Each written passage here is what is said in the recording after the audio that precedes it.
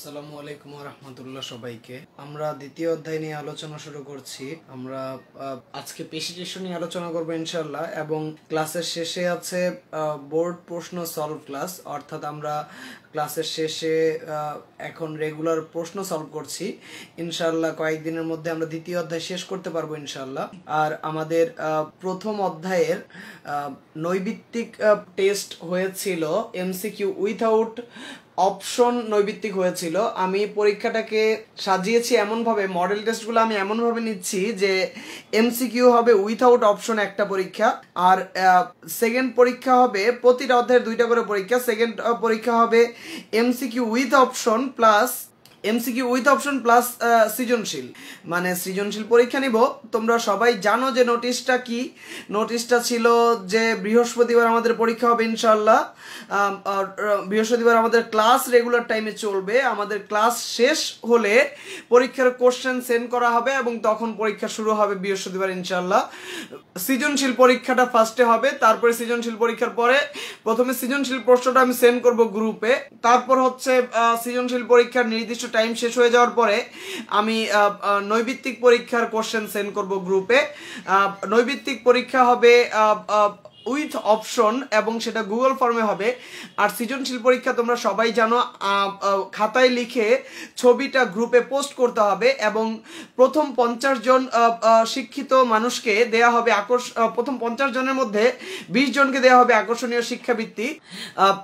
50 জনের খাতা মূল্যায়ন করা হবে, বাকিদেরকে অসৎ উপায় অবলম্বন করেছে ধরে তাদের খাতা বাতিল করে দেওয়া হবে। তারা হয়তোবা সঠিক, কিন্তু খাতাটা দ্রুত দেওয়ার জন্য অনুরোধ জানাচ্ছি সবাইকে। তবে পরীক্ষা সবাইকে দেওয়ার জন্য আমার অনুরোধ থাকলো, কারণ পরীক্ষাটা তোমরা যদি এভাবে দিতে না থাকো, যদি কোচিং বা হচ্ছে স্কুল কলেজ সবকিছু খুলতে খুলতে জানুয়ারি ফেব্রুয়ারি মার্চ লেগে যায়, তাহলে কিন্তু তোমাদের সেই ঘরে বসে এসএসসির প্রিপারেশন নিতে হবে। তোমরা যদি মনে করো যে বাইরে বের হয়ে আস্তে ধীরে সুন্দর করে পরীক্ষা দেওয়া শুরু করব, সেইটা তোমার আকাশ কুসুম কল্পনাও হতে পারে, কারণ যে গতিতে আগাচ্ছে সবকিছু মনে হচ্ছে না জানুয়ারির আগে কোনো কিছু খুলতে পারবে। আচ্ছা, যাই হোক, কত মার্কস এটা নিয়ে কোশ্চেন করার কোনো প্রয়োজনই নাই। মার্কস যতই হোক, প্রথম অধ্যায় এটা মনে রাখতে হবে। প্রথম অধ্যায়ে নৈবিত্তিক সৃজনশীল দুইটা পরীক্ষা, এটা মনে রাখলেই হলো। মার্কস দিয়ে কোনো পড়াশোনা নির্ধারণ করা যায় না। যাই হোক, আমাদের প্রথম অধ্যায়ের পরীক্ষা দেওয়ার জন্য সবাইকে আমি প্রিপারেশন নেওয়ার জন্য অনুরোধ জানাচ্ছি। আশা করছি সবার লেখা শেষ। আমি বলা শুরু করছি। যারা সালাম দিয়েছে সবাইকে ওয়ালাইকুম আসসালাম ওয়া রাহমাতুল্লাহ। আলোচনা করছি দ্বিতীয় অধ্যায়ে পেশি ইস্যু নিয়ে। মনোযোগ দিবেন বোর্ডে। আজকে আমরা দ্বিতীয় অধ্যায়ের আরো কিছু প্রশ্ন নিয়ে আলোচনা করব। প্রশ্নগুলো আলোচনা করার আগে আমাদের রেগুলার এখন ক্লাসটা দুই ভাগে ভাগ হয়ে গেছে। তোমরা সবাই জানো আমাদের ক্লাস এখন দুই ভাগে বিভক্ত। প্রথম অংশে আমরা কিছু লেকচার ক্লাসের মতো আলোচনা করি, তারপরে আমরা বোর্ড প্রশ্নগুলো সলভ করি। আমাদের বোর্ড প্রশ্ন সলভ ক্লাস চলতে থাকবে রেগুলার। দ্বিতীয় অধ্যায়ের এবং প্রথম অধ্যায়ের পরীক্ষা এই সপ্তাহে হবে ইনশাআল্লাহ। সামনের সপ্তাহে দ্বিতীয় অধ্যায়ের নৈবিত্তিক টেস্টটা নিতে পারবো। তাহলে আসো দ্বিতীয় অধ্যায়ের শেষ অংশের দিকে কিছু কথা পেশি টিস্যু বা মাসকুলার টিস্যুর প্রকারভেদ নিয়ে আলোচনা করছি। পেশি টিস্যু দুই ভাগে বিভক্ত আড়াআড়ি ডোরাকাটা দাগের উপর। আড়াআড়ি ডোরাকাটা দাগের উপর পেশি টিস্যু দুই ভাগে বিভক্ত। ধরে নাও আমি এখানে একটা পেশি টিস্যু আঁকার চেষ্টা করব। এটা একটা পেশি টিস্যু বা একটা মাসল। এটা একটা পেশি টিস্যু বা মাসল। এখানে একটা পেশি টিস্যু আঁকার চেষ্টা করব। আমি পেশি টিস্যু দেখানোর চেষ্টা করছি। এখন এই যে দুইটা পেশি টিস্যু এঁকেছি, এখানে একটা এঁকেছি, এখানে একটা এঁকেছি। দুইটার মধ্যে তেমন কোনো পার্থক্য এখানে খুঁজে পাওয়া যায় না। পেশি টিস্যুগুলোর মধ্যে তেমন কোনো পার্থক্য এখানে খুঁজে পাওয়া যাচ্ছে না। দুইটা দেখতে একই রকম, অলমোস্ট প্রায় সেম একই রকম মনে হচ্ছে। আমাদের এখন কি করা লাগবে? আমাদের করা লাগবে হচ্ছে, দেখতে পাচ্ছি এই পেশি টিস্যুতে মাঝখানে আড়াআড়ি বা ডোরাকাটা দাগ রয়েছে। মাঝখানে আড়াআড়ি বা ডোরাকাটা দাগ সৃষ্টি হচ্ছে। মাঝখানে প্রস্থ বরাবর এরকম আড়াআড়ি বা ডোরাকাটা দাগ থাকলে, প্রস্থ বরাবর আড়াআড়ি বা ডোরাকাটা দাগ থাকলে তাকে বলা হয় ডোরা কাটা বা দাগ বিশিষ্ট মাসল, স্ট্রিয়েটেড মাসল মানে ডোরা কাটা দাগ বিশিষ্ট মাসল। যেই মাসলে এরকম প্রস্থ বরাবর কোনো দাগ নাই, উফ সুন্দর দেখতে, স্মুথ মাসল, মসৃণ, কোনো মাঝখান দিয়ে প্রস্থ বরাবর দাগ নাই। তাহলে পেশির যেসব তন্তুতে মাঝখান দিয়ে প্রস্থ বরাবর আড়াআড়ি বা ডোরা কাটা দাগ রয়েছে তাদেরকে বলা হয় ডোরা কাটা পেশি বা স্ট্রিয়েটেড মাসল। আর যেসব পেশি টিস্যুর যে সকল তন্তুতে এরকম মাঝখানে কোনো ডোরা নাই, ডোরাবিহীন এইসব টিস্যুকে বলা হচ্ছে স্মুথ মাসল বা মসৃণ পেশি। তোমরা সবাই জানো ডোরা কাটা পেশিকে দুই ভাগে ভাগ করা হয়েছে, ঐচ্ছিক আর হৃদ পেশি। ঐচ্ছিক পেশি আর হৃদ পেশি। আর স্মুথ মাসলকে, স্মুথ মাসল হচ্ছে অনৈচ্ছিক পেশিটাই শুধু মসৃণ পেশি। তাহলে ডোরা কাটা দাগ বিশিষ্ট পেশি দুইটা, একটা হচ্ছে ঐচ্ছিক পেশি আর একটা হচ্ছে হৃদ পেশি। আর মসৃণ পেশি একটাই, আর সেটা হচ্ছে অনৈচ্ছিক পেশি। তাহলে দাগের ভিত্তিতে, আড়াআড়ি দাগের ভিত্তিতে পেশি শুধুই প্রকার, যেগুলোর মাঝখানে আড়াআড়ি ডোরা কাটা দাগ থাকবে তারা ডোরা কাটা পেশি বা স্ট্রিয়েটেড মাসল। ঐচ্ছিক পেশি, হৃদ পেশি এরকম ডোরা কাটা দাগ বিশিষ্ট হয়। যে পেশিতে এরকম আড়াআড়ি বা ডোরা কাটা দাগ থাকবে না তারা হচ্ছে মসৃণ পেশি, স্মুথ মাসল, যাদের মাঝখানে প্রস্থ বরাবর কোনো দাগ নাই। আশা করছি তোমাদের এতটুকু বিষয় লেখা হয়েছে। কারো কোনো প্রশ্ন থাকলে আমাকে বলতে পারো, না থাকলে আমি এখানে আলোচনা নেক্সট টপিকসে চলে যাচ্ছি। কারো কোনো প্রশ্ন থাকলে বলতে পারো, না থাকলে আমি নেক্সট টপিকসে চলে যাচ্ছি।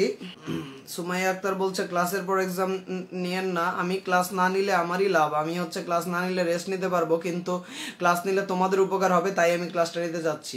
বেশি রাত পর্যন্ত আমি ক্লাস নিব না সেই দিন, জাস্ট 10টা পর্যন্ত হয়তো ক্লাস নিব, তারপর 10টার পরেই পরীক্ষা হয়ে যাবে ইনশাল্লাহ। এবং 10টা খুব বেশি রাত আমার মনে হয় না পরীক্ষা দেওয়ার জন্য। আর আমি তো প্রতিদিন পরীক্ষা নিচ্ছি না, সপ্তাহে একটা বা 2 সপ্তাহ পর একটা পরীক্ষা নিচ্ছি, সুতরাং একদিন কষ্ট করাই যায়। আর এখানে তাসনিম রহমান রিদি কোশ্চেন করলো ডোরা কাটা দাগ থাকার বেনিফিট কি। ডোরা কাটা দাগ থাকার বেনিফিট আমরা যখন ঐচ্ছিক পেশিটা পড়াবো তখন কিছুটা বোঝা যাবে যে ঐচ্ছিক পেশিতে ডোরা কাটা থাকার কিছুটা উপকারিতা আমরা পাবো তখন। নেক্সট টপিকসে যাচ্ছি। খাতাটাকে ল্যান্ডস্কেপ করার জন্য অনুরোধ জানাচ্ছি, খাতাটাকে ল্যান্ডস্কেপ করার জন্য অনুরোধ জানাচ্ছি সবাইকে, খাতাটাকে ল্যান্ডস্কেপ করার জন্য অনুরোধ জানাচ্ছি সবাইকে। যাদের খাতা সোজা আছে তারা দ্রুত খাতাটাকে ল্যান্ডস্কেপ করে ফেলো।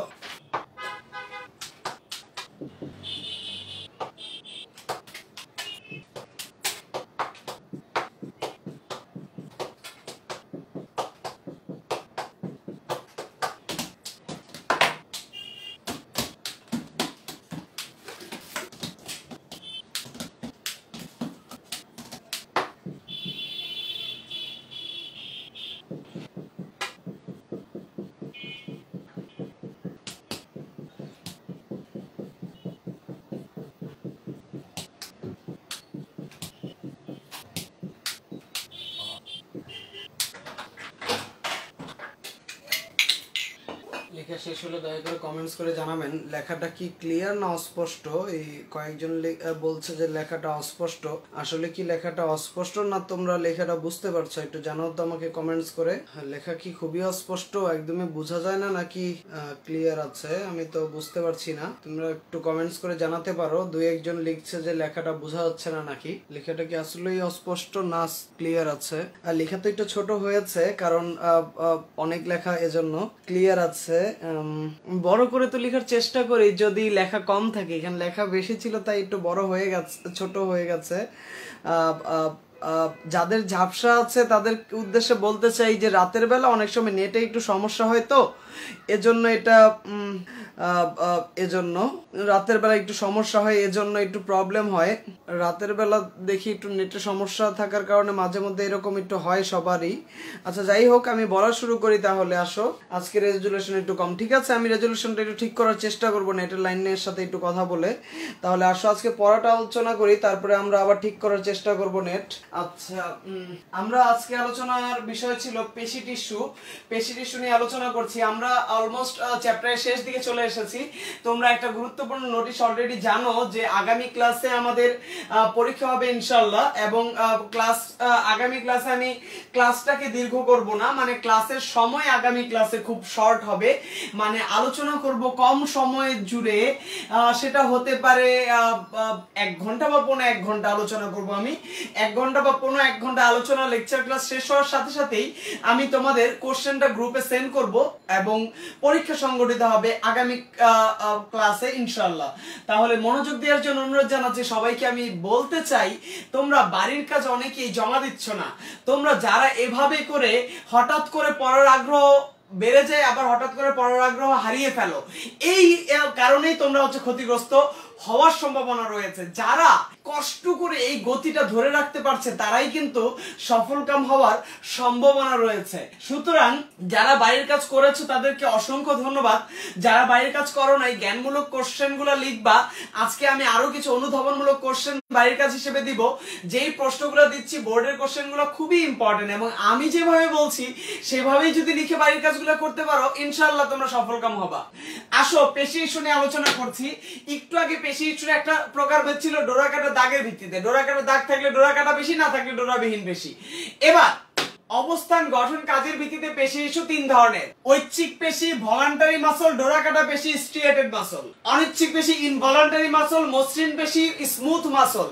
কার্ডিয়াক পেশি, হৃদপেশি বা কার্ডিয়াক মাসল। পেশি টিস্যু 3 ধরনের: ঐচ্ছিক পেশি, ভলান্টারি মাসল, ডোরা কাটা পেশি, স্ট্রিয়েটেড মাসল। অনৈচ্ছিক পেশি ইনভলান্টারি মাসল, মসৃণ পেশি, স্মুথ মাসল। কার্ডিয়াক পেশি, হৃদপেশি বা কার্ডিয়াক মাসল।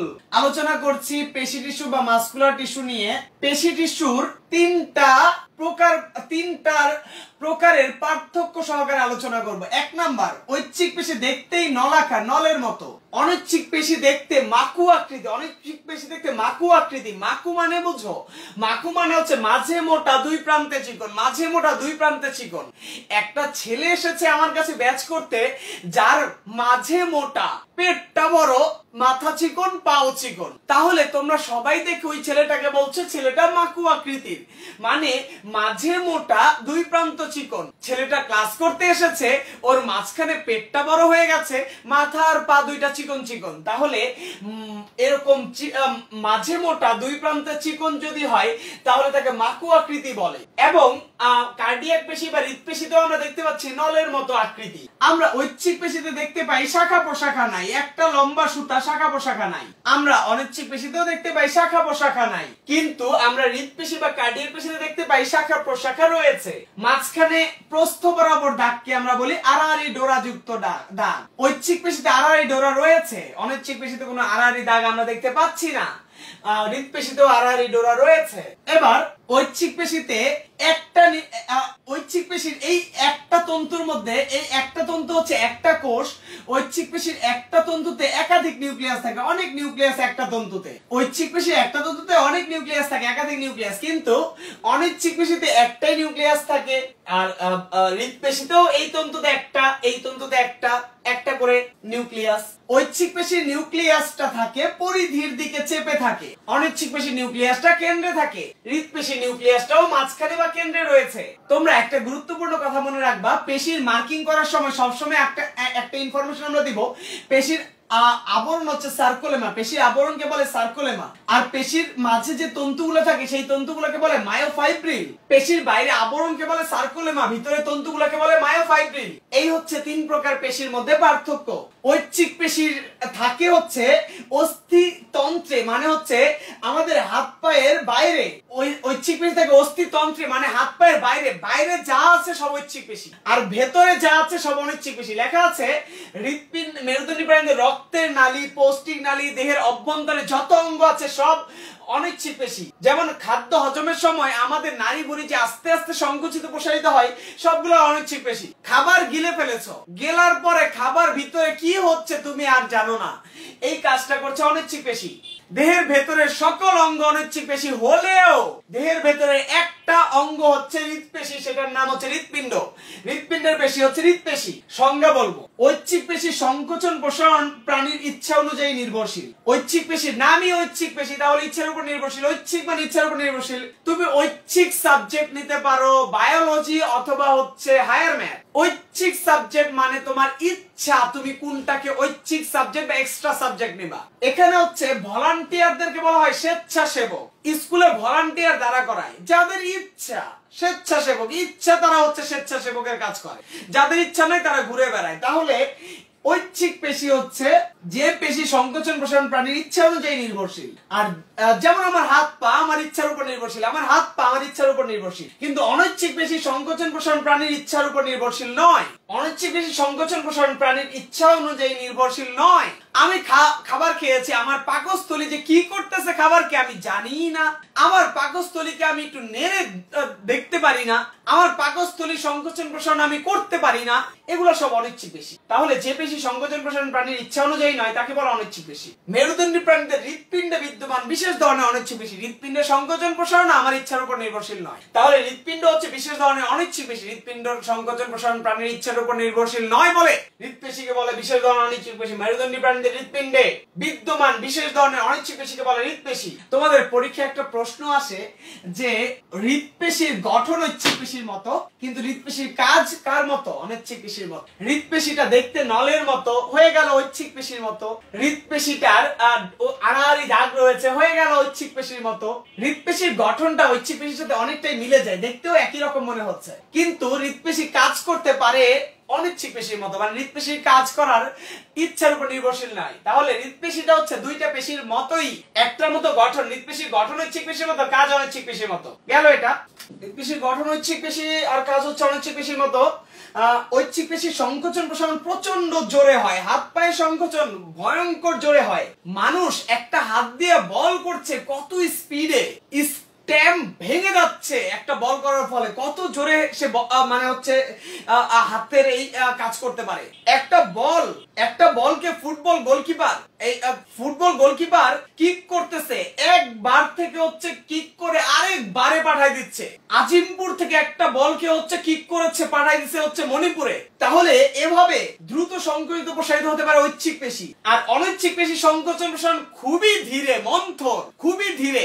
আমি খাবার খেয়েছি না, আমি খাবার খেয়েছি, পাকস্থলী খাবারটাকে নিয়ে 1 ঘন্টা বসে থাকে, মাঝে মধ্যে 2 ঘন্টা বসে থাকে পাকস্থলী খাবারটাকে নিয়ে, এত আস্তে কাজ করে। নারী বুড়িতে গেল ওই বেটা 3 ঘন্টা বসে থাকে হচ্ছে আমাদের এই খাবারগুলোকে নিয়ে, খুবই আস্তে কাজ করে, মানে খুবই ঢিলা, ভিতরে খুবই ঢিলা এগুলো। কার্ডিয়াক পেশি বা হৃৎপেশি একটা ছন্দময় গতিতে সারা জীবন চলছে। ভ্রূণ সৃষ্টি একটা বিশেষ সময়, প্রায় 4 সপ্তাহ বা 3 সপ্তাহ থেকে হৃৎপিণ্ডের কাজ শুরু হয়ে যায়। ওর এই ছন্দ, হৃৎপিণ্ডের ছন্দ চলতে থাকে মৃত্যুর পূর্ব মুহূর্ত পর্যন্ত।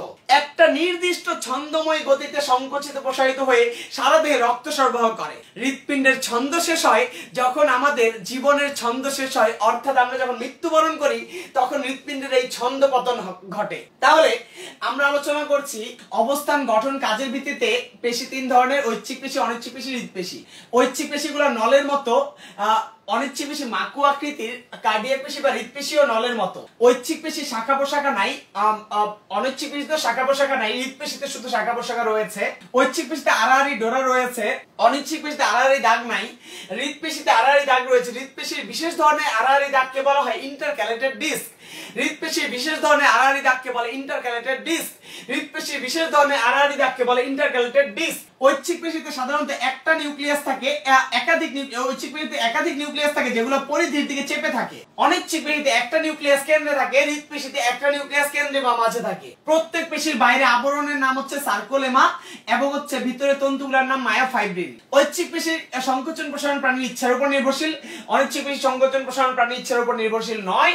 হৃৎপেশির সংকোচন প্রসারণ প্রাণীর ইচ্ছার উপর নির্ভরশীল নয়। তাহলে হৃৎপেশি হচ্ছে মেরুদণ্ডী প্রাণীর হৃৎপিণ্ডে বিদ্যমান বিশেষ ধরনের অনৈচ্ছিক পেশি। ঐচ্ছিক পেশি থাকে দেহের অস্থির গায়ে, বাইরে, হাত পায়ে, বাইরে। অনৈচ্ছিক পেশি থাকে দেহের ভিতরে, রক্তের নালী, পৌষ্টিক নালী ইত্যাদি। হৃৎপেশি থাকে হৃৎপিণ্ডে। ঐচ্ছিক পেশি সংকোচন প্রসারণ প্রচন্ড জোরে হয়, অনৈচ্ছিক পেশি সংকোচন প্রসারণ খুবই ধীরে।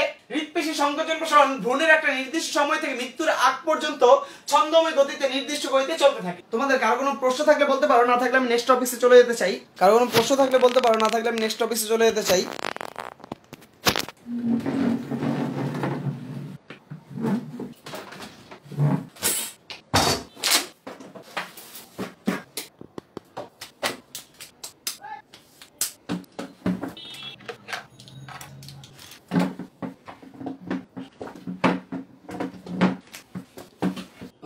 মোসলে আহমেদ কোশ্চেন করলো, ঐচ্ছিক পেশির একটা কোষে কি একটা নিউক্লিয়াস নাকি একাধিক নিউক্লিয়াস থাকে? ঐচ্ছিক পেশিতে একাধিক নিউক্লিয়াস থাকে বলেছি, বা একটা কোষে একাধিক নিউক্লিয়াস থাকে। ঐচ্ছিক পেশির যেই তন্তুটা এঁকেছি সেটা একটা তন্তু বা একটা কোষ। ঐচ্ছিক পেশির যেই তন্তুটা আমি এঁকেছি সেটা একটা তন্তু বা একটা কোষ, এখানে একাধিক নিউক্লিয়াস রয়েছে, তুমি দেখতে পাচ্ছ। আচ্ছা, আমরা প্রশ্ন সলভ করবো ইনশাল্লাহ। 1 নম্বর প্রশ্নটা সলভ করতে চাই। প্রথমে 1 নম্বর প্রশ্নটা সলভ করতে চাই। সবাইকে মনোযোগ দেওয়ার জন্য অনুরোধ রইল। তোমরা দেখতে পাচ্ছ 1 নম্বর প্রশ্নটা এখানে লেখা আছে যে হৃদপেশি এক ধরনের অনিচ্ছিক পেশি, ব্যাখ্যা করো। আমি একটা করে প্রশ্ন বলবো, একটা করে প্রশ্ন লিখবা। হৃদপেশি এক ধরনের অনিচ্ছিক পেশি, ব্যাখ্যা করো। এই প্রশ্নটার অ্যান্সার দিচ্ছি। হৃদপেশি এক ধরনের অনিচ্ছিক পেশি, ব্যাখ্যা করো। এই প্রশ্নের অ্যান্সার দিচ্ছি। গত ক্লাসে কিছু জ্ঞানমূলক প্রশ্ন নিয়ে আলোচনা করেছিলাম, আজকে ইনশাল্লাহ কিছু অনুধাবনমূলক প্রশ্ন নিয়ে আলোচনা করতে চাই। যে অনুধাবনমূলক প্রশ্নগুলো লিখছি আশা করছি সবাই সুন্দরভাবে বাড়ির কাজ করে সেগুলো জমা দিবা। আচ্ছা, এখন মনোযোগ দেওয়ার জন্য অনুরোধ জানাচ্ছি। আমরা 1 নম্বর প্রশ্নটা হচ্ছে হৃদপেশি এক ধরনের অনিচ্ছিক পেশি, এই প্রশ্নের অ্যান্সার কি দিবা? হৃদপেশি এক ধরনের অনিচ্ছিক পেশি, এই প্রশ্নের অ্যান্সার কি দিবা? আজকে যে পয়েন্টগুলো লিখে দিয়েছি, হৃদপেশি এক ধরনের অনিচ্ছিক পেশি, এই প্রশ্নটা অ্যান্সার আসলে কি দিবা? এই প্রশ্নের অ্যান্সারে আমরা দিব হচ্ছে হৃদপেশি এক ধরনের অনিচ্ছিক পেশি। এই প্রশ্ন যদি চলেই আসে তাহলে অ্যান্সারে ফার্স্টে হচ্ছে হৃদপেশির যে ছকটা আজকে লিখে দিয়েছি, আজকের ছকের হৃদপেশির 2, 3, 4 নং পয়েন্ট। আজকের ছকের 2, 3, 4 নং পয়েন্ট অবশ্যই তোমাদের লেখা হয়ে গেছে অলরেডি। 2, 3, 4 নং পয়েন্টে কি লেখা আছে? 2 নম্বর পয়েন্টে লেখা আছে যে মেরুদণ্ডী প্রাণীদের হৃদপিণ্ডে বিদ্যমান বিশেষ ধরনের অনিচ্ছিক পেশিকে বলা হয় হৃদপেশি। এখন কোশ্চেন হচ্ছে কেন এটা অনিচ্ছিক কেন? কারণ আমাদের হৃদপিণ্ডের সংকোচন প্রসারণ ক্ষমতা আমাদের ইচ্ছার উপর নির্ভরশীল নয়, এজন্য এটাকে বলা হয় অনিচ্ছিক পেশি। আর 4 নম্বর পয়েন্টটা হচ্ছে এখানে অ্যাড করছি আমরা যে ভ্রূণের একটা বিশেষ পর্যায় থেকে মৃত্যুর পূর্ব পর্যন্ত কার্ডিয়াক পেশি একটা নির্দিষ্ট গতিতে সংকুচিত প্রসারিত হয়ে সারা দেহে রক্ত চলাচল প্রক্রিয়া সচল রাখে, এবং এটা নিজের ইচ্ছা মতো সে করে, এটা আমাদের ইচ্ছার উপর নির্ভরশীল নয়। এর জন্য হৃদপেশি হচ্ছে বিশেষ ধরনের অনিচ্ছিক পেশি। আজকের 2, 3, 4 নম্বর পয়েন্টটা দিলা, প্লাস দিয়েছি, তাহলে বুঝতে পারছো যে আরো কিছু অ্যাড করব। তাহলে বইতে চলে যাব আমি 6ষ্ঠ অধ্যায়ে। দেখো তোমাদের এই প্রশ্নগুলো বোর্ডে এসেছে, এই প্রশ্নটা বোর্ডে এসেছে ঢাকা বোর্ড 2020 সালে। তোমরা মনে করবা না যে ঢাকা বোর্ড 2020 সালে যেটা এসেছে সেটা 21 সালে আসবে না। যেটা এসেছে সেই প্রশ্নগুলো আমরা সলভ করব, কারণ বোর্ডে প্রশ্ন রিপিট হতে দেখা যায়। এবং আমরা প্রশ্নের অ্যান্সারটা কিভাবে 6ষ্ঠ অধ্যায়ে যেয়ে দিতে পারি। 6ষ্ঠ অধ্যায়ে আমরা যেতে পারি বইতে 145 পৃষ্ঠা নিচে। বইতে 145 পৃষ্ঠা যদি নিচে চলে যাই তাহলে দেখতে পাবো হৃদপিণ্ডের গঠনের মধ্যে যে হৃদপিণ্ডের প্রাচীর 3 স্তর বিশিষ্ট, এপিকার্ডিয়াম, মায়োকার্ডিয়াম, এন্ডোকার্ডিয়াম। এখানে হৃদপিণ্ডের প্রাচীর 3 স্তর বিশিষ্ট, এপিকার্ডিয়াম, মায়োকার্ডিয়াম, এন্ডোকার্ডিয়াম। এখানে মায়োকার্ডিয়াম বা মধ্য স্তরটা হচ্ছে বহিস্তর আর অন্তঃস্তরের মাঝখানে থাকে। এই মধ্য স্তরটাই মেইনলি হৃদপেশি দ্বারা গঠিত, যা হচ্ছে একটা দৃঢ় অনিচ্ছিক পেশি। মধ্য স্তরটাই হচ্ছে হৃদপেশি, যেটা একটা দৃঢ় অনিচ্ছিক পেশি। মধ্য স্তরটাই হচ্ছে হৃদপেশি, যেটাকে আমরা দৃঢ় অনিচ্ছিক পেশি বলি, কারণ এটার সংকোচন প্রসারণ ক্ষমতা প্রাণীর ইচ্ছাধীন নয়। তাহলে 6ষ্ঠ অধ্যায় থেকে আমি বলবো যে হৃদপিণ্ডের 2টা কাজ। 146 পৃষ্ঠা থেকে বলবো হৃদপিণ্ডের 2টা কাজ, একটা হচ্ছে সংকোচন বা সিস্টল, আর হচ্ছে প্রসারণ বা ডায়াস্টল। হৃদপিণ্ডের 2টা কাজ, হৃদপিণ্ডের সংকোচন বা সিস্টল, প্রসারণ বা ডায়াস্টল, এটা প্রাণীর ইচ্ছার উপর নির্ভরশীল নয়। হৃদপিণ্ডের সংকোচন বা সিস্টল এবং প্রসারণ বা ডায়াস্টল এই কাজ 2টা করে বিশেষ ধরনের হৃদপেশি, যেটা হৃদপিণ্ডের মাঝের স্তর মায়োকার্ডিয়ামে অবস্থান করে, যেটা একটি দৃঢ় অনিচ্ছিক পেশি, অর্থাৎ যার সংকোচন প্রসারণ ক্ষমতা প্রাণীর ইচ্ছার উপর নির্ভরশীল নয়। তাহলে 145 আর 46 পৃষ্ঠা থেকে এই কথাটা অ্যাড করব। তাহলে আজকের পয়েন্টের 2, 3, 4 নং পয়েন্ট দিব, আজকের ছকের 2, 3, 4 নং পয়েন্ট দিব হৃদপেশির। আর হচ্ছে বলবো যে বইয়ের 145-46 পৃষ্ঠা থেকে বলবো যে হৃদপিণ্ড ওর সংকোচন কে বলা হয় সিস্টল, প্রসারণকে বলা হয় ডায়াস্টল, যেটা হৃদপিণ্ডের এপিকার্ডিয়াম, মায়োকার্ডিয়াম, এন্ডোকার্ডিয়াম এই 3টা স্তরের মায়োকার্ডিয়াম দ্বারা নিয়ন্ত্রিত হয়, যেটা হচ্ছে এক বিশেষ ধরনের দৃঢ় অনিচ্ছিক পেশি দ্বারা গঠিত হৃদপেশি। এটা সংকোচন প্রসারণ প্রাণীর ইচ্ছার উপর নির্ভরশীল নয় বলে এটাকে বলা হচ্ছে অনিচ্ছিক পেশি। আশা করি তোমরা মোটামুটি ধরতে পেরেছো। যারা ধরতে পারো নাই ক্লাস শেষে ভিডিওটা রিপিট করে করে লিখে নিবা। এবার মানবদেহের পরিবহন কলা বলা হয় কেন? রক্তকে মানবদেহের পরিবহন কলা বলা হয় কেন? খুব সুন্দর কোশ্চেন, রক্তকে মানবদেহের পরিবহন কলা বলা হয় কেন? এই কোশ্চেনের অ্যান্সার দেওয়ার জন্য আমরা ষষ্ঠ অধ্যায়ে চলে যাচ্ছি। আচ্ছা, ষষ্ঠ অধ্যায়ে 141 আর 42 পৃষ্ঠা মিলিয়ে অ্যান্সার দিয়ে দিব। আচ্ছা দেখো অ্যান্সারটা কিভাবে দিচ্ছি। বইতে 141 পৃষ্ঠা যদি আমি যাই, এখানে দেখতে পাচ্ছি যে রক্তের কাজ দেয়া আছে। প্রথমে 1 নাম্বার কাজ অক্সিজেন পরিবহন। লোহিত রক্তকণিকা অক্সিহিমোগ্লোবিন রূপে অক্সিজেন পরিবহন করে। খুব সুন্দর কথা, লোহিত রক্তকণিকা অক্সিহিমোগ্লোবিন রূপে অক্সিজেন পরিবহন করে। 2 নম্বর পয়েন্ট দিব কার্বন ডাইঅক্সাইড অপসারণ। রাসায়নিক বিক্রিয়ার ফলে যে কার্বন ডাইঅক্সাইড উৎপন্ন হয় সেগুলো রক্তরস সোডিয়াম বাইকার্বনেট রূপে আর নিঃশ্বাসের সাথে ফুসফুসের সাথে সাহায্যে বাইরে বের করে দেয়। আরেকটা পয়েন্ট এখানে যোগ করবা, লোহিত রক্তকণিকা কার্বন ডাইঅক্সাইড অপসারণ করে কার্বামিনো হিমোগ্লোবিন রূপে, যেটা আমি গত ক্লাসে লিখে দিয়েছিলাম। খাদ্য সার পরিবহন, রক্তরস গ্লুকোজকে পরিবহন করে। অ্যামাইনো অ্যাসিড চর্বির কণা এগুলাকে সরবরাহ করে বিভিন্ন কোষে। খাদ্য সার মানে খাদ্যের উপাদান, খাদ্য সার মানে খাদ্য উপাদান, খাদ্য সার মানে হচ্ছে খাদ্যের উপাদান, খাদ্য সার মানে খাদ্যের উপাদান। রক্তরস এই কাজটা করে, গ্লুকোজ অ্যামাইনো অ্যাসিড চর্বির দানাগুলোকে কোষে সরবরাহ করে। গুরুত্বপূর্ণ কাজ, সবাই পরিবহনের কাজ করছে। পরিবহন কলা বলবা না কি কলা বলবা তাহলে? আচ্ছা যদি চলে আসি 142 পৃষ্ঠা, তাপের সমতা রক্ষায়, এটা আমাদের পরিবহনের কাজ না, এটা বাদ। বর্জ্য পদার্থ নিষ্কাশন, এটা পরিবহনের কাজ। আমাদের রক্তে দেহের যে সকল ক্ষতিকর নাইট্রোজেন জাতীয় বর্জ্য পদার্থ রয়েছে, urea, uric acid, creatinine, carbon dioxide, সবকিছু বর্জ্য পদার্থ হিসেবে রক্ত দেহ থেকে নিষ্কাশন করে। হরমোন রক্তের সাথে মিশে এক জায়গা থেকে আরেক জায়গায় পরিবাহিত হয়। তাহলে এই যে 4টা পরিবহন, 5টা পরিবহন, অক্সিজেন পরিবহন, কার্বন ডাইঅক্সাইড পরিবহন, খাদ্যের উপাদান পরিবহন, তারপরে হচ্ছে বর্জ্য পদার্থ পরিবহন, হরমোন পরিবহন, এই 5টা কাজ লিখে তুমি বলবা স্যার এবার আপনিই বলেন এতগুলা পরিবহন করে। আমি আপনাকে উদাহরণ দেওয়ার পরে আপনি যদি না বুঝেন তাহলে তো আমার কিছু করার নাই স্যার। আচ্ছা, অনিচ্ছিক পেশিকে মসৃণ পেশি বলা হয় কেন? এটা আজকের লেকচারের প্রথম 2টা লেকচার। আজকের লেকচার প্রথমে আমি বলেছিলাম, আজকের লেকচারের প্রথমে বলেছিলাম যেই পেশিতে আড়াআড়ি দাগ থাকে না তাকে মসৃণ পেশি বা স্মুথ মাসল বলে, এটা বললা তুমি। তারপর অনিচ্ছিক পেশির একটা চিত্র আঁকবা, অনিচ্ছিক পেশির একটা চিত্র আঁকবা, চিত্রকে তুমি দেখাবা স্যার দেখেন তো আড়াআড়ি একটা দাগ আছে কিনা, এখানে একটা আড়াআড়ি দাগ নাই, এজন্য এটাকে বলা হচ্ছে মসৃণ পেশি। যেহেতু এটার ব্যাখ্যা কম, তাহলে এটার নাম্বার পাবা কিভাবে? অনুধাবনমূলকে ব্যাখ্যা যেখানে কম সেখানে চিত্র দিয়ে পুষিয়ে দিয়ে আসবা। স্যারকে খুশি রাখতে হবে, যেখানে ব্যাখ্যা বেশি সেখানে চিত্র দিচ্ছি না, যেখানে ব্যাখ্যা কম সেখানে চিত্র দিয়ে পোষায় দিতে হবে। তাহলে কি বলছি? যেই পেশি সংকোচন প্রসারণ প্রাণীর ইচ্ছার উপর নির্ভরশীল নয় তাকে বলা হয় অনৈচ্ছিক পেশি। এই অনৈচ্ছিক পেশিতে কোনো ডোরা কাটা দাগ থাকে না, অর্থাৎ ডোরাবিহীন এই পেশিগুলোকে বলা হয় মসৃণ পেশি বা স্মুথ মাসল। আমাদের দেহের অভ্যন্তরে বিদ্যমান এই রক্তনালী, পৌষ্টিক নালী, এগুলা মসৃণ পেশি। নিম্নে চিত্রের সাহায্যে দেখানো হলো মসৃণ পেশি বা অনৈচ্ছিক পেশি কতটা মসৃণ। গেল এটা। জাকিয়া পারভিন জিজ্ঞেস করলো যে রক্তের এই কাজগুলোকে পয়েন্ট করে লিখবা কিনা? অবশ্যই পয়েন্ট করে লিখবা, পয়েন্টের বিকল্প কিছুই নাই, পয়েন্টের বিকল্প কিছুই নাই, পয়েন্ট অবশ্যই দিতে হবে। পয়েন্ট ছাড়া তো হচ্ছে জীবনে উন্নতি করা সম্ভব নয়। মাইটোকন্ড্রিয়াকে মাইটোকন্ড্রিয়ার অধিক শক্তি উৎপন্ন হয় কেন? মাইটোকন্ড্রিয়াকে শক্তিঘর বলা হয় কেন? মাইটোকন্ড্রিয়াকে পাওয়ার হাউস বলা হয় কেন? আমি তোমাদের ক্লাস লেকচারে মাইটোকন্ড্রিয়ার কাজ লিখে দিয়েছিলাম, সেটা এখানে তুলে ধরবা। আচ্ছা, মাইটোকন্ড্রিয়ার কাজে আমি বলেছিলাম মাইটোকন্ড্রিয়ার মধ্যে থাকে বিশেষ এনজাইম, মাইটোকন্ড্রিয়ার অক্সিজেনে থাকে বিশেষ এনজাইম, যেটা শ্বসনের যে 4টা ধাপ গ্লাইকোলাইসিস, অ্যাসিটাইল কোয়ে, ক্রেবস চক্র, ইলেকট্রন প্রবাহতন্ত্র, 4টা ধাপের মধ্যে মাইটোকন্ড্রিয়ায় 3টা ধাপ হয়, মানে অ্যাসিটাইল কোয়ে, ক্রেবস চক্র, ইলেকট্রন প্রবাহতন্ত্র। শুধু প্রথম ধাপ গ্লাইকোলাইসিসটা হয় না। তাহলে মাইটোকন্ড্রিয়ায় শক্তি বেশি উৎপন্ন হবে না, কোথায় বেশি শক্তি উৎপন্ন হবে বলো? মাইটোকন্ড্রিয়া যেহেতু শক্তি উৎপাদনের কাজ করে তাই মাইটোকন্ড্রিয়াকে বলা হয় পাওয়ার হাউস অফ সেল। তোমরা এইটা যেহেতু আমি আলোচনা করেছিলাম, লিখে দিয়েছিলাম মাইটোকন্ড্রিয়ার কাজ, সুতরাং এটা নিয়ে আর বিস্তারিত কথা বলতে চাই না। বলেছে প্লীহার সঞ্চালনে অংশগ্রহণকারী পেশি গঠন ব্যাখ্যা করো। এখন প্লীহাটা তুমি বুঝতে পারছো না, তুমি আমাকে কোশ্চেন করবা যে প্লীহাটা কি? তোমার কোশ্চেন হচ্ছে প্লীহাটা বুঝি না।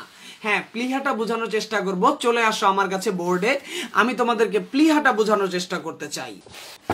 দেখো, খাদ্যনালী থেকে খাবারটা পাকস্থলিতে আসে, তোমরা সবাই জানো। এ পাশে একটা একটা যকৃৎ আছে আমাদের, এবং তোমরা সবাই জানো এখানে একটা পিত্তথলিও থাকে, এটা অগ্নাশয়ে গেছি। পাকস্থলীর যে পাশে যকৃৎ আছে ঠিক তার বিপরীত দিকে, পাকস্থলীর যে পাশে যকৃৎ আছে ঠিক তার বিপরীত দিকে একটা বিশেষ গ্রন্থি থাকে যেটা রক্ত উৎপাদনের সাথে জড়িত। এই বিশেষ গ্রন্থিটাকে বলা হয় প্লীহা। এই বিশেষ গ্রন্থিটাকে বলা হয় প্লীহা, রক্ত উৎপাদনের সাথে জড়িত। তোমরা বলতে পারো যে প্লীহা তো কোনোদিন চিত্রে দেখলাম না। তোমরা ছোট মানুষ, তোমাদেরকে প্লীহা কেন দেখাবে? তোমরা যখন মেডিকেলে পড়বা তখন তোমাদের প্লীহা এঁকে দেখাবে। প্লীহা হচ্ছে রক্ত উৎপাদনের সাথে জড়িত একটা বিশেষ ধরনের গ্রন্থি যেটা পাকস্থলীর যে পাশে যকৃৎ থাকে তার বিপরীত দিকে থাকে। এবং এই কোশ্চেনটা কিন্তু ঢাকা বোর্ড 2019 সালে এসেছে। তুমি দেখতেই পাচ্ছ যে ঢাকা বোর্ডে কিন্তু প্রায়ই এই ধরনের উল্টাপাল্টা কোশ্চেন করতে পছন্দ করে। এবং তোমাকে আমি দেখাতে চাচ্ছি যে ঢাকা বোর্ড 2019 আর 20 কোশ্চেন গুলোর মধ্যে খুব বেশি পার্থক্য নাই। 19-এ বলেছে প্লীহা সঞ্চালনে অংশগ্রহণকারী পেশির গঠন ব্যাখ্যা করো। প্লীহা তো হচ্ছে দেহের ভিতরে অভ্যন্তরীণ অঙ্গ। তাহলে আমি কি লিখছি দেখো তো, আমি লিখছি প্লীহা ইজ ইকুয়াল টু দেহের অভ্যন্তরীণ অঙ্গ। আর আমি জানি দেহের অভ্যন্তরীণ অঙ্গগুলো হচ্ছে অনৈচ্ছিক পেশি দ্বারা গঠিত, ইজ ইকুয়াল টু অনৈচ্ছিক পেশি। তাহলে প্লীহার সঞ্চালনে অংশগ্রহণকারী পেশি হচ্ছে অনৈচ্ছিক পেশি। তার গঠন চেয়েছে, গঠন কিভাবে দিবা? আজকের লেকচার। গঠন কিভাবে দিবা? আজকের লেকচার। গঠন কিভাবে দিবা? আজকের লেকচার। পয়েন্ট পয়েন্ট করে যেভাবে দিয়েছে ঠিক সেভাবে।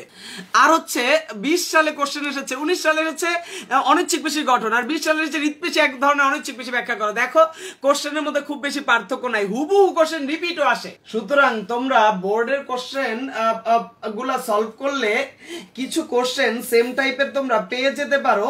এজন্য বোর্ডের কোশ্চেনের প্রতি আমাদের সবচেয়ে বেশি নজর। আচ্ছা, কোষের কোন অঙ্গাণুটি রঙিন রং সৃষ্টি করে ব্যাখ্যা করে? এটা বাচ্চা ছেলেরাও জানে যে কোষের কোন অঙ্গাণুটা রঙিন রং সৃষ্টি করে। এটা নিয়ে আমার বলা লাগবে না, তোমরাই আমার থেকে ভালো জানো। রঙিন রং সৃষ্টিকারী অঙ্গাণু হচ্ছে প্লাস্টিড। রঙিন রং সৃষ্টিকারী অঙ্গাণু হচ্ছে প্লাস্টিড। এটা হচ্ছে প্লাস্টিডের যে ক্লাস লেকচারটা ছিল সেটা ফলো করবা, ক্লাস লেকচারটা ফলো করবা। এখানে বলা ছিল, আমি ক্লাস লেকচারে বলেছিলাম প্লাস্টিড 3 ধরনের, লিউকোপ্লাস্ট, ক্লোরোপ্লাস্ট, ক্রোমোপ্লাস্ট। লিউকোপ্লাস্টটা বর্ণহীন, মানে লিউকোপ্লাস্টে কোনো রং নাই, এটা আমরা জানি।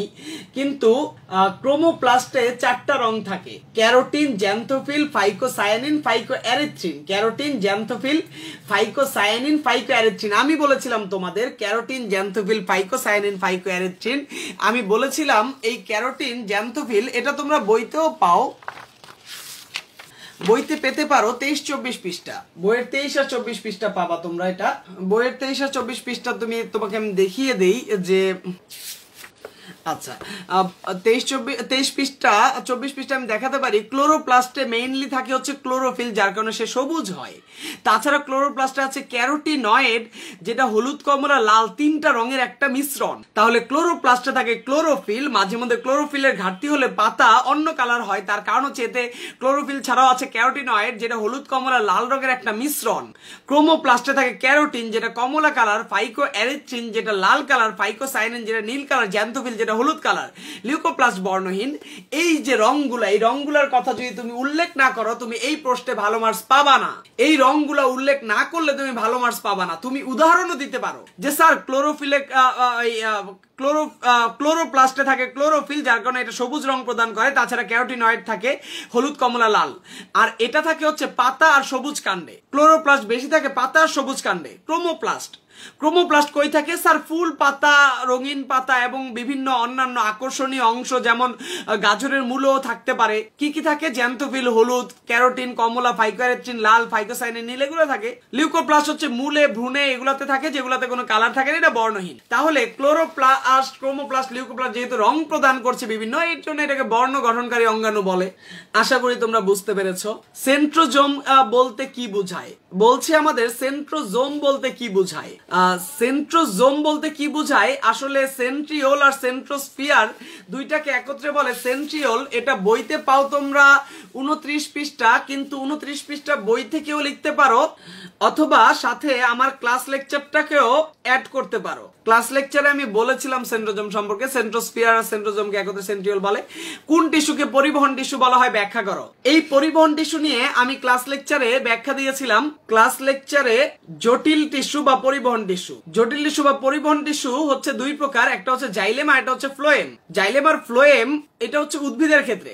তোমরা বলবা যে কোন টিস্যুকে পরিবহন টিস্যু বলা হয়। এই কোশ্চেনের অ্যান্সারে তোমরা দিচ্ছ যে জটিল টিস্যু মানে পরিবহন টিস্যু, জাইলেম আর ফ্লোয়েম এটাকে বলা হয় পরিবহন টিস্যু। কেন জটিল টিস্যুকে পরিবহন টিস্যু বলা হচ্ছে? কারণ জটিল টিস্যুর জাইলেম মূল থেকে পাতায় পানি আর খনিজ লবণ পরিবহন করে। ওই যে তোমাদের বলেছিলাম আমি, জাইলেমকে বাবার মতো তুলনা করা হয় কারণ মূল থেকে পানি খনিজ লবণ পাতায় নিয়ে যায়। ফ্লোয়েমকে মায়ের সাথে তুলনা করা হয় কারণ ফ্লোয়েম পাতায় রান্না করা খাবার গাছের বিভিন্ন অংশে নিয়ে যায়। এজন্য উদ্ভিদে বিদ্যমান এই জটিল টিস্যুকে পরিবহন টিস্যু বলা হয়।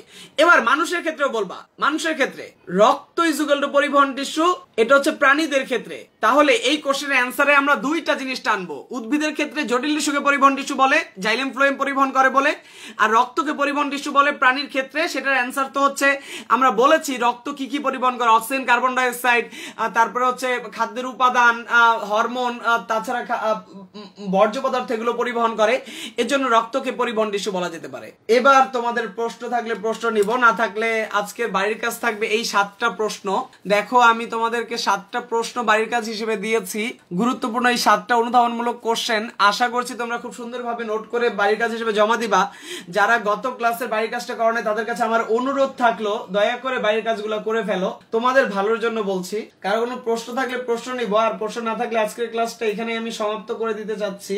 ইনশাআল্লাহ দেখা হবে বৃহস্পতিবার রাত 9টায়, এবং বৃহস্পতিবার আমি ক্লাসে লেকচার নিব কম, কারণ সেই দিন আমাদের একটা পরীক্ষা আছে। তোমাদের মাথায় একটু প্রেসার থাকবে, কিন্তু পড়াটা ভালো করে পড়ে রাখবা যাতে কোনো সমস্যা না থাকে। নৈবিত্তিক সৃজনশীল দুইটাই পরীক্ষা হবে, সুতরাং প্রিপারেশনটা সেভাবেই নিবা।